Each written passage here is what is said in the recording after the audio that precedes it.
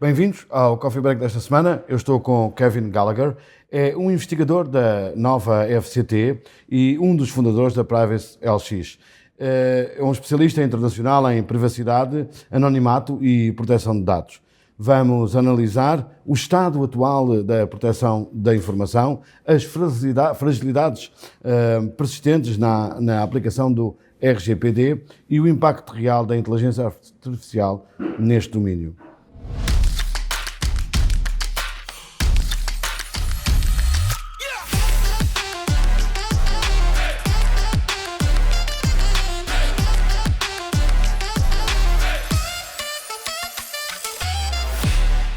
Este conteúdo é patrocinado pela Rumos, especialista em formar profissionais e equipas para os desafios tecnológicos e de inovação. Olá, Kevin, muito obrigado por ter acedido a este nosso convite para conversarmos numa altura em que, 6 anos depois da entrada em vigor do RGPD, aquilo que lhe peço é uma avaliação ao estado real da proteção de dados nas organizações europeias. Antes de mais, obrigado pelo convite. Eu fico feliz em estar aqui consigo para falar sobre um tema tão importante. O estado atual neste momento, eu diria, é um estado em que há muita conversa sobre a proteção de dados, há multas que estão a acontecer, quase todos os anos há muitas multas que estão dadas através das organizações de proteção de dados em cada país europeu. No entanto, ainda há muitas violações de Regulamento Geral de Proteção de Dados que acontecem. Aquilo que lhe pergunto é, nesta fase também, estamos melhor protegidos com estas regulamentações ou apenas mais conscientes do problema? Eu acho que neste momento somos apenas mais conscientes do problema. Ainda estamos numa fase em que os negócios e as empresas estão a mudar mais para cumprimento da lei, embora haja 6 anos desde o Regulamento Geral de Proteção de Dados foi passado, entrou em vigor, ainda temos muitos desafios para chegar ao cumprimento da lei em geral no mercado. E onde é que estão as maiores, pela sua experiência e pela investigação que tem feito, as maiores vulnerabilidades em matérias de proteção de dados? Na tecnologia, nos processos ou nas pessoas? Bem, neste momento, eu acho que a dificuldade existe maioritariamente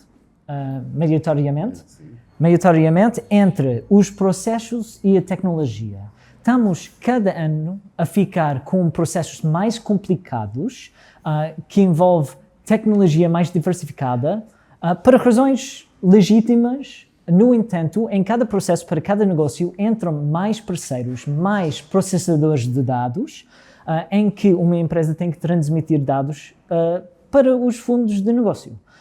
Para os fins de negócio, peço desculpa. E inclusão de ainda mais empresas, um processo mais difícil, um pipeline de tecnologia mais complicado, torna o landscape de privacidade muito mais difícil de gerir.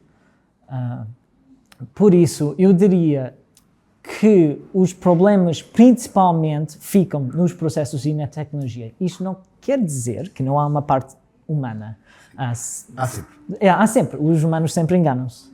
Muitas organizações encaram o RGPD como um exercício de compliance documental. Que riscos traz esta abordagem e o que distingue uma organização verdadeiramente madura em proteção de dados? Certo. Aqui é muito fácil ver o Regulamento Geral de Proteção de Dados como um checklist de obrigações que uma empresa tem que fazer para evitar uma multa ou quaisquer consequências. No entanto, os princípios do Regulamento Geral de Proteção de Dados são muito mais do que só um checklist. Estão bastante abertos a novas tecnologias, novas maneiras de proteger os dados. Se alguém não fizer ou implementar estas novas tecnologias, se calhar arrisca uma multa, mas se calhar sem pensar na parte monetária, não está a proteger melhor os clientes, que podia causar uma falta de reputação ou uma falta de confiança do lado dos clientes. O que separa uma empresa que só veja o checklist e uma empresa que está verdadeiramente madura na área de proteção de dados é a implementação de tecnologias mais avançadas do que só de anonimização. O processo de anonimização dos dados é um processo que às vezes é suficiente para alguns propósitos de Regulamento Geral de Proteção de Dados. No entanto, em termos de proteger mesmo as pessoas e os clientes, não é suficiente. Cada ano há mais um artigo nas notícias ou artigos científicos a mostrar que isso simplesmente não dá. No entanto, há mais tecnologias como privacidade diferencial, capa e anonimato, que as empresas podem investigar e implementar para ficar mais maduras na área de proteção de dados. Isto leva a um custo, não só monetário, mas também o facto que a utilidade dos dados vai diminuir com a implementação destas tecnologias, mas uma grande parte destas tecnologias tem uma maneira de criar um balanço entre a utilidade dos dados e a privacidade fornecida através da tecnologia. O IA, aliado à proteção da informação, é algo de novo que as empresas estão a experimentar. Há um conjunto de consultoras a oferecer um conjunto de serviços que vem desde a IA agêntica, passando pela automação. A IA também pode ser usada para reforçar essa segurança de proteção de dados. Onde é que vê aplicações concretas e credíveis dessa utilização positiva? Certo. IA, embora esta recognização de IA no mercado seja nova, a IA é uma ferramenta bastante antiga e já está utilizada na área de proteção de dados e na área de cibersegurança em várias empresas. Pode ser aplicada em detecção de incidentes, como a exfiltração de dados pessoais das pessoas. Nós podemos ter uma inteligência artificial olhar para o tráfego dentro de uma rede de empresa, por exemplo, e detectar quando alguém está a transmitir dados que não devia. Isto é uma utilização do mesmo. Também temos a parte de Generative AI, ou seja, inteligência artificial que gera conteúdos, como ChatGPT, DeepSeek e os outros que existem no mercado, né? Estes podem ser utilizados no lado das pessoas, dos cidadãos, para tornar o processo de utilizar os direitos dados através de Regulamento Geral de Proteção de Dados mais fácil. Como escrever uma carta a uma empresa a exigir apagar os dados do cliente, por exemplo. E quais é que são os principais riscos associados ao uso da IA nesta questão da proteção? Uma inteligência artificial sempre consegue enganar-se. Temos com a inteligência artificial gerativa, nós temos alucinações, ou seja, respostas não corretas, que às vezes uma generative AI dá. Também temos o risco de false negatives, ou seja, negativos falsos, que quer dizer que há uma coisa que acontece, por exemplo, alguém exfiltrar dados, que não foi apanhado através de inteligência artificial. Isto é mesmo sem falar sobre a quantidade de dados, às vezes dados pessoais, precisas para treinar estes modelos. E aqui entramos na parte mais difícil de utilidade de inteligência artificial por causa de Big Data, ou seja, muitos dados, incluindo pessoais, e a privacidade das pessoas que são verdadeiramente donos daqueles dados. Fala-se muito em anonimização e pseudonização. Até que ponto estas técnicas são realmente eficazes num contexto de Big Data e IA avançada? Não são. Anonimização e pseudonimização são exatamente aquelas técnicas que eu referi algumas perguntas atrás, que é basicamente com outros dados que existem no mundo, dá para ligar um registro dentro de uma base de dados, mesmo anonimizada ou pseudo-anonimizada, com dados que existem publicados pelas outras empresas. Há vários artigos científicos e de notícias a mostrar como é que isto podia ser e foi feito no passado. É por isso que eu recomendaria mais as técnicas como a privacidade diferencial, embora haja um trade-off. Há um ponto que acontece não só nestas questões tecnológicas mais avançadas ou mais evoluídas ou novas, tem a ver com a característica do ser humano, ou seja, o erro humano continua a ser crítico. Há forma das organizações lidarem melhor com esta questão e com esta dimensão da crítica do erro humano? Certo. Uma parte da minha investigação na nova FCT é para investigar a usabilidade das ferramentas de segurança e privacidade. E uma maneira que as empresas, especificamente as empresas de tecnologia, mais do que as empresas que utilizam a tecnologia, podem fazer é criar tecnologias mais fáceis de usar ou mais intuitivas para as pessoas que estejam a utilizar dentro de uma empresa qualquer. Nós, como pessoas de tecnologia, percebem muito de tecnologia, nós não pensamos sobre os avós ou as avós ou as pessoas com mais idade que se calhar vão utilizar estas tecnologias mesmo dentro do trabalho. Nestes casos, se nós implementarmos uma interface difícil a perceber, se calhar estas pessoas não vão saber como fazer tudo corretamente e podem causar um problema assim. Peço desculpa, posso acrescentar mais uma coisa? Eu acho que nós temos que mudar para uma cultura em que não há culpas especificamente para as pessoas dentro de uma empresa que causam um problema. Porque se aquela pessoa for culpada, se os gerentes de empresa dizem você fez mal, agora pronto, há quaisquer ramificações, quando houver um problema e um trabalhador perceber que houve um problema, não vai reportar, porque está cognizante ou está consciente do facto que vai haver consequências para ela. Então, se calhar, mudar a cultura para ter menos culpa e mais pensamento do o que nós podemos fazer agora é melhor.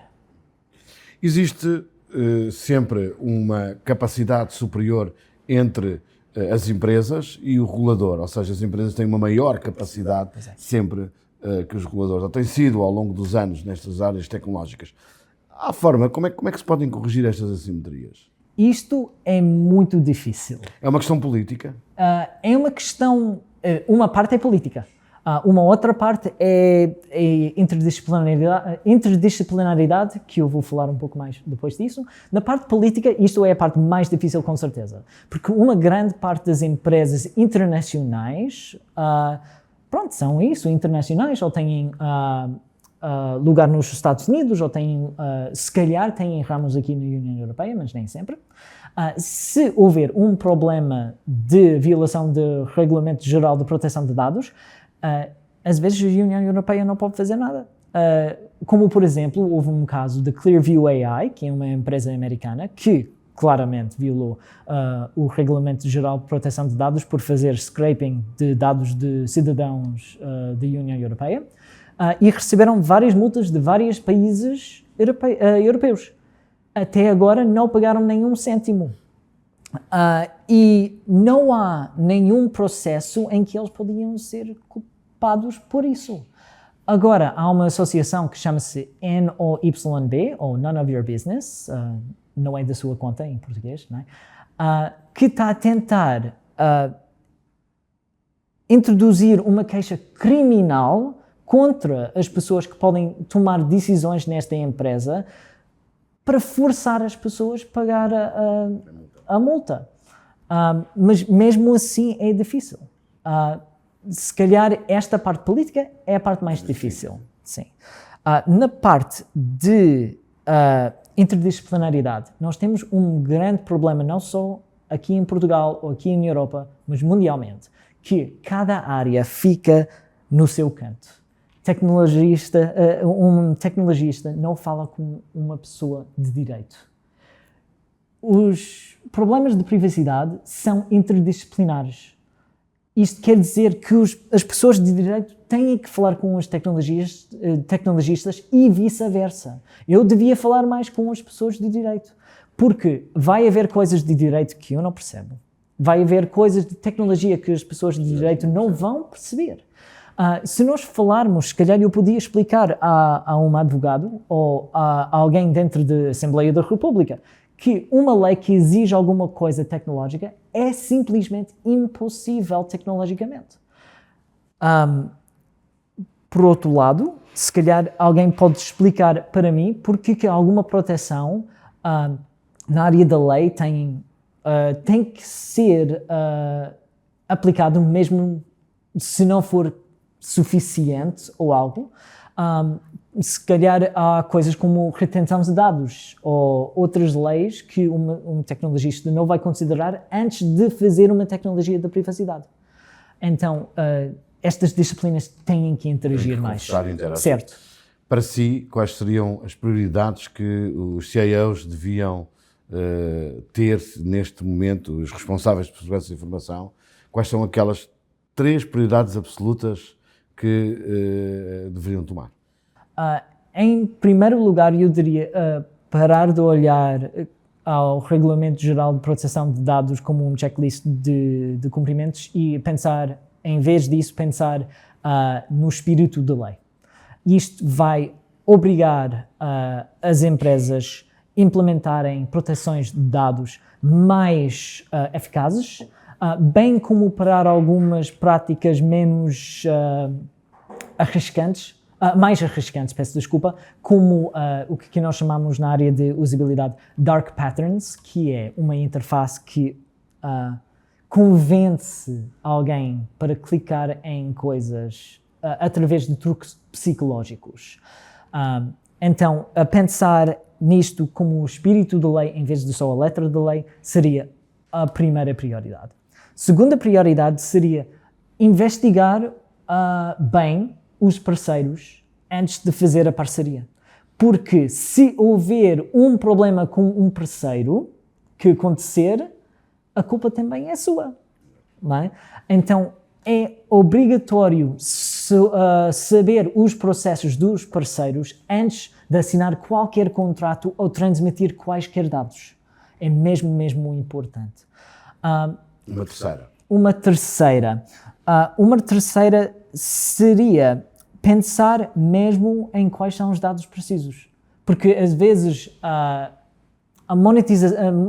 monetização da internet, neste momento, vamos recolher o mais que nós pudermos, porque se calhar vai render no futuro.